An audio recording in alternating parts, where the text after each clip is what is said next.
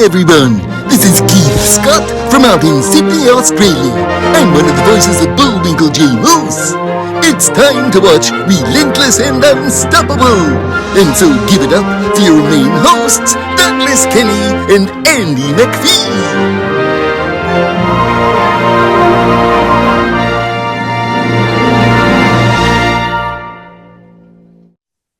Yeah. So when did you leave Estes exactly? So when I finished high school, I moved to Loveland, just down the road a few minutes, and I lived there for about 2 years. I started my own company, and I ended up purchasing my first home in Greeley. Um, and that was I was 21 when I bought my first house. I wife right about the same time, or my now wife right about the same time. Um, and I've only been in Florida 9 months now, so I didn't make it very far from home for the first 26 years of my life, but started a new chapter at 27. Yeah, makes a lot of sense though. Florida has some pretty interesting places. You have the Daytona International Speedway, you have the place where NASA launches their rockets, and yeah, there's a lot of fascinating places over there. Oh, and Disney World. Yeah. Actually, I did Disney World for the first time ever in December, and it was a blast. I went with my wife and a few friends of ours. One of them just graduated as a nurse, and it was her graduation gift. So we all went and joined her there, and just had a blast for like 4 days. Enjoyed all it had to offer. Yeah, that's awesome. So I was going to ask, what led you down the health and fitness path exactly?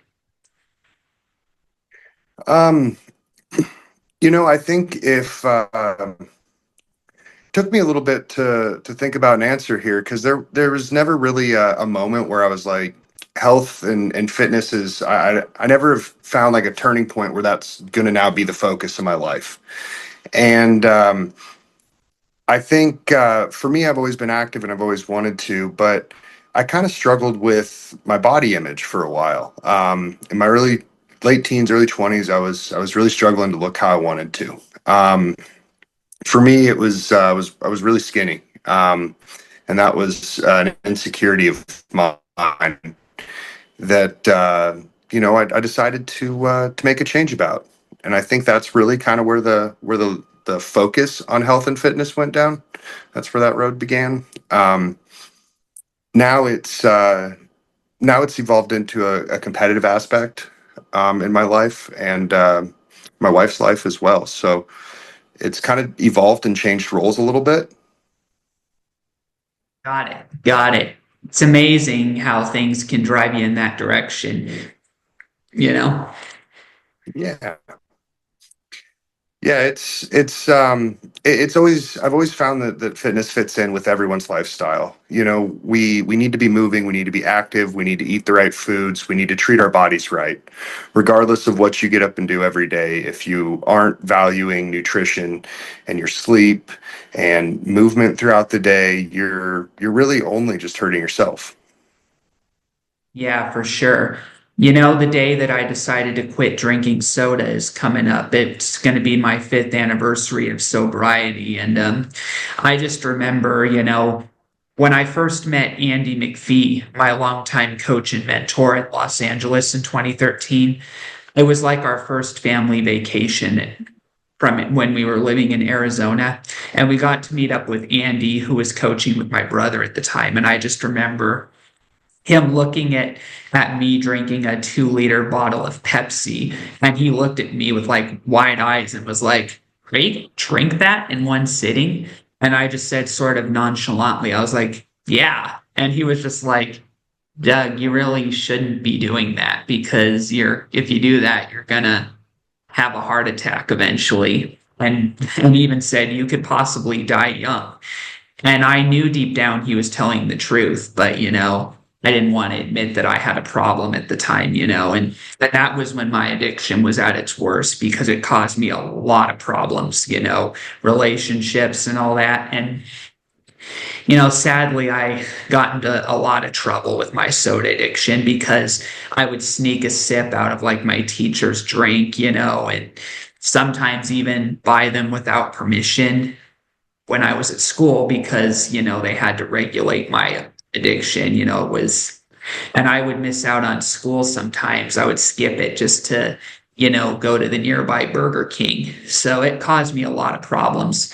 And I just remember on the day that I quit on March 6th of 2020, I had gone 4 consecutive nights of panic attacks and not getting enough sleep.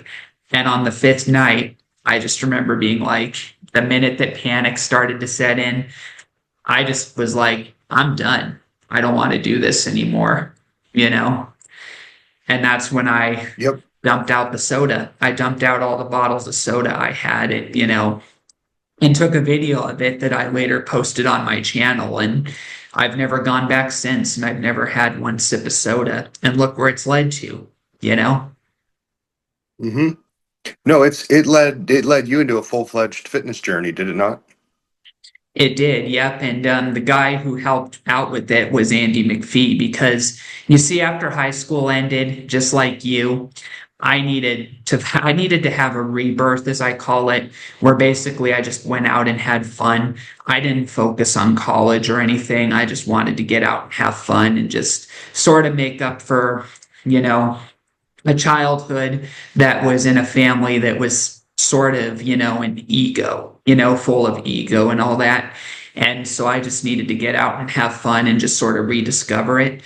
And that led to a lot of stuff. I did mentorship with Andy McPhee, and he presided over a lot of my growth, through Zoom and everything, making sure that, I held myself accountable for foods that I ate and also creative coaching, because that's what it started out with, was creative coaching. And then it blossomed into the RNU platform, and that was after the weight loss, you know. Right on. Right on. Yeah, it was a lot of fun, and he is a very nice guy. Andy McPhee is an actor from Australia originally, and his son Kodi Smit-McPhee was nominated for Best Supporting Actor in the Power of the Dog movie. He almost won the Oscar. I think he finished second or something in that category, but that was the Oscar ceremony where when what happened happened. Really? Mm-hmm. Mm-hmm. Wow. Wow. You know, and I just remember, this is what I remember about it. I was watching it on television, and I was watching Cody, just hoping he would get the Oscar. And then when Chris Rock gave his joke, the last thing I saw on the television was Will Smith, like, smiling and applauding. And then the TV shut down. It shut down in frozen position. And, I just thought it was a glitch. I thought it was a glitch. And then eventually it resolved and the Oscars continued.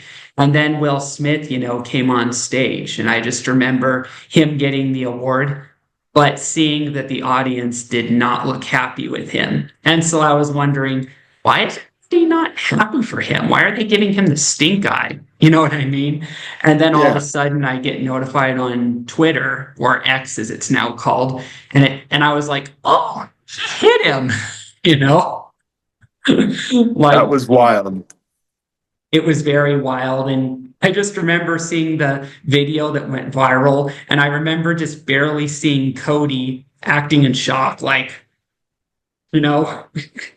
So that's what I remember out of that evening. And, but I was happy for Cody that he got nominated, because not everyone can say that, that they got nominated for something like that. Although I'm keeping my fingers crossed he'll get another role.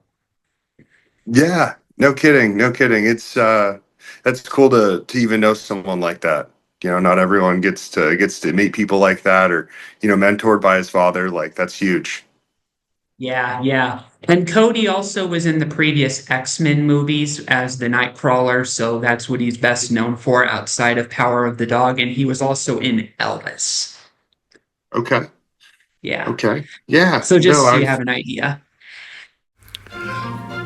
Gee, that's all we have for Relentless and Unstoppable. So tune into the next episode to hear more amazing stories from amazing guests.